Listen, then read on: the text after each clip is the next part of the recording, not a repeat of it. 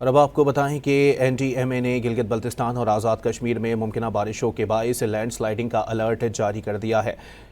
اس حوالے سے بھی آپ کو بتائیں کہ سوات میں بارشوں نے تباہی مچا دی ہے۔ مختلف واقعات میں 5 بچے جاں بحق اور 1 خاتون زخمی ہو گئے۔ سیلابی ریلوے میں متعدد گاڑیاں بھی بہہ گئی ہیں۔ ریسکیو 1122 کے مطابق سوات کی تحصیل بحرین میں تیز بارش کی وجہ سے مکان کی چھت گر گئی۔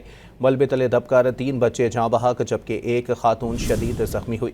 سیاحتی مقام مالم جبہ میں طوفانی بارش کے باعث نالے میں 2 بچے بہہ گئے۔ تحصیل کبل میں متعدد گاڑیاں سیلابی ریلوے میں بہہ گئیں۔ اور اب آپ کو بتائیں کہ این ڈی ایم اے نے گلگت بلتستان اور آزاد کشمیر میں ممکنہ بارشوں کے باعث لینڈ سلائیڈنگ کا الرٹ جاری کر دیا ہے۔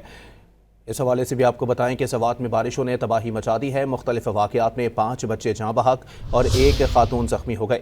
سیلابی ریلوے میں متعدد گاڑیاں بھی بہہ گئی ہیں۔ ریسکیو 1122 کے مطابق سوات کی تحصیل بحرین میں تیز بارش کی وجہ سے مکان کی چھت گر گئی۔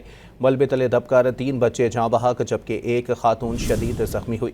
سیاحتی مقام مالم جبہ میں طوفانی بارش کے باعث نالے میں 2 بچے بہہ گئے۔ تحصیل کبل میں متعدد گاڑیاں سیلابی ریلوے میں بہہ گئیں۔